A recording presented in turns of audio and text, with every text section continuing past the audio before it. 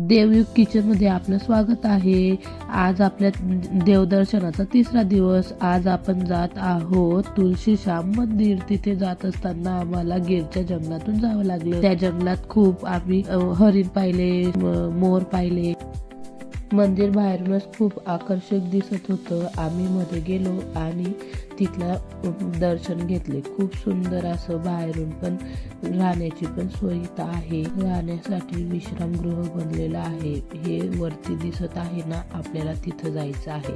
त्याच्यासाठी 200 पायऱ्या चढाव्या लागतील। सगळेजण तर पहिलेच नाही म्हणत होते, पण सकाळची वेळ होती म्हणून सगळे आम्ही गेलो। हे समोर श्रीकृष्णांचं मंदिर आहे। इथे आम्ही पहिले दर्शन घेतले आणि आता आपण चढू पायऱ्या। या पायऱ्यांनी येऊ बघा किती पळत आहेत। मग तसेच आम्ही वरती गेलो आणि दर्शन घेतलं। इथं काय माहिती, अशा बिंदी लावलेल्या होत्या बाहेरून। वरून तर सगळं असं खूप छान दिसत होतं। सगळीकडे फक्त डोंगर आणि डोंगर दिसत होते। आम्ही थोडे हवा तर खूप सुंदर येत होती म्हणून आम्ही सगळे तिथे बसलो आणि लगेचच खाली उतरायला सुरुवात केली। हा मंदिराचा मागचा भाग आहे। तिथे आम्ही थोडे फोटो क्लिक केले आणि लगेचच निघालो। ही समोरच्या मंदिरातली मूर्ती आहे। जेव्हा आम्ही सकाळी गेलो तेव्हा भोगचा टाइम होता म्हणून मंदिर बंद होतं। नंतर आम्ही परत खाली उतरल्यानंतर दर्शन घ्यायला गेलो। म्हणजे आम्ही 2दा दर्शन घेतलं। इथं युगांश काहीतरी वाचत होता आणि मला सांगत होता, तुला समजलं? हे असं काहीतरी नाटक करत असतो। खूप इथं समोर महादेवाचं पण एक मंदिर आहे।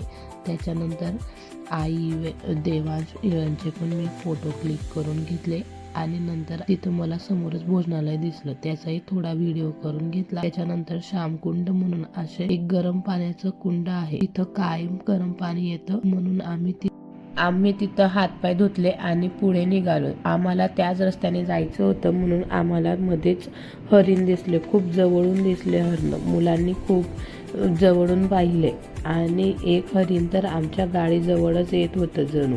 हे मुलं खूप दरवाजा लावून घेतला आणि बघत होते। मोर काहीतरी खात होते। हे